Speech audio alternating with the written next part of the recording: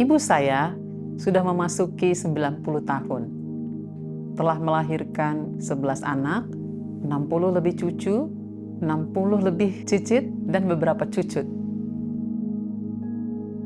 Setiap kali cucu-cucunya memintanya untuk bercerita tentang hidupnya, dia akan bercerita dengan semangat seorang pemenang. Ini kisah ibu saya. Opung lahir di saat Belanda masih berkuasa di Indonesia. Pakaiannya dan pakaian kakak-kakaknya, juga adik-adiknya, dijahitkan sendiri oleh ayahnya. Pada saat itu, bersekolah dilarang karena dianggap sebagai sebuah alasan untuk tidak membantu orang tua di rumah. Opung harus pergi ke sekolah secara diam-diam.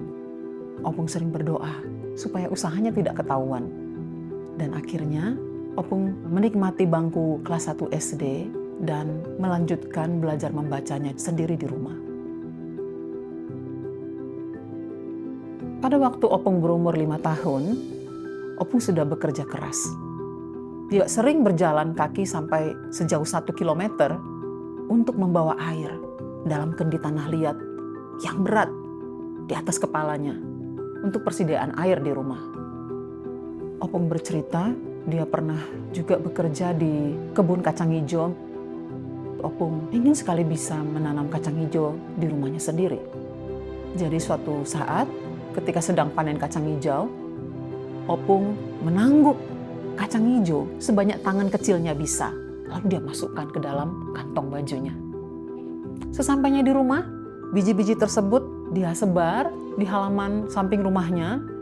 Dan dari beberapa pohon yang berhasil tumbuh, Opung memperoleh lebih banyak lagi benih-benih kacang hijau yang dia tanam kembali, sampai akhirnya Opung dan keluarganya bisa makan bubur kacang hijau tanpa harus membeli.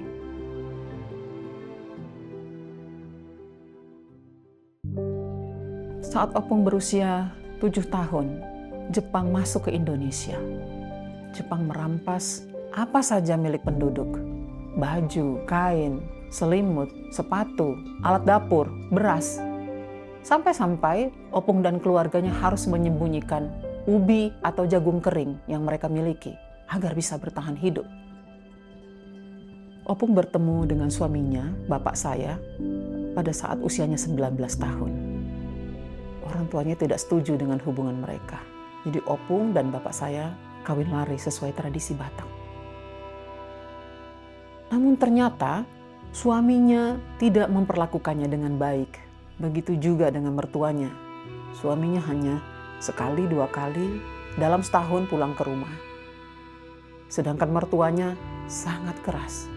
Bahkan sampai berani bermain tangan dengannya. Pernah Opung cerita kepada kami suatu waktu saat dia sedang hamil tua. Mertuanya memukuli dia. Dia menangis, dia putus asa. Mau lari tapi nggak tahu mau lari kemana. Akhirnya saat itu di tengah gelapnya desa tanpa listrik, Opung mengungsi ke sawah, tidur di dangau dengan perut lapar sambil menahan dinginnya embun malam. Waktu berlalu dan lahirlah anak-anak Opung. 2 anak balitanya meninggal. Sementara suaminya masih jarang pulang ke rumah dan mertuanya masih sangar dan menekan. Opung menikmati bekerja sebagai petani di sawah sendiri dan sebagai petani upahan di sawah orang. Sampai suatu ketika, bagai petir di siang bolong, Opung muda mendapati bahwa petak sawah dan rumahnya semua sudah dijual oleh mertuanya tanpa persetujuannya. Katanya uangnya diperlukan untuk hijrah ke Jakarta. Suamimu sudah sukses di sana, kata mertuanya.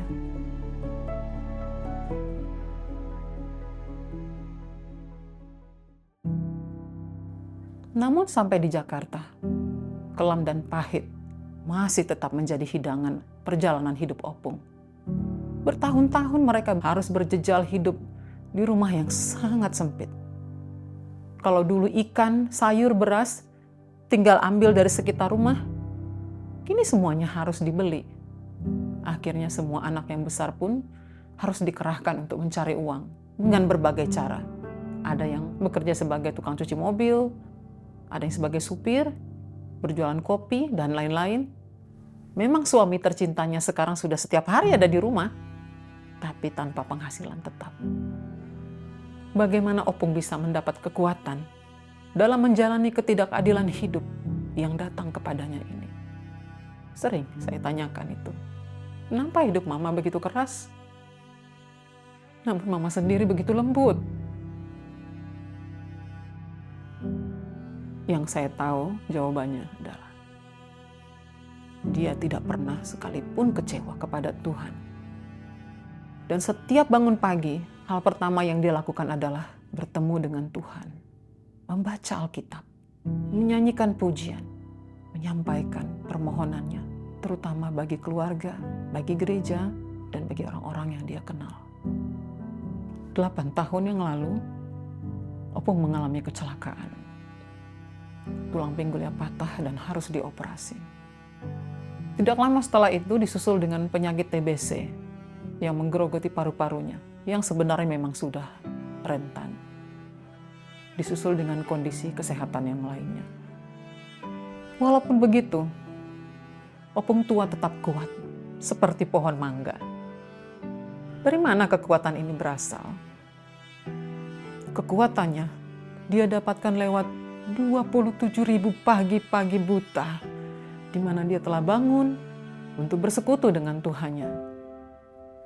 Perjalanan hidup yang keras ini telah membawa Opung dari satu kekuatan pada kekuatan yang lainnya. Di tengah penyerahan dirinya dalam doa, pujian, dan firman pengharapan. Opung merindukan pertemuan yang abadi dengan penciptanya. Tubuh fisiknya memang melemah, namun manusia batinnya bertambah kuat. Opung tahu dia tidak sendirian dalam menghadapi semuanya ini. Dia bersama Tuhannya. Tuhan yang ia kenal melalui Alkitab. Tuhan yang nyata. Tuhan yang sejati. Dan Tuhan yang benar. Yaitu Tuhan Yesus Kristus.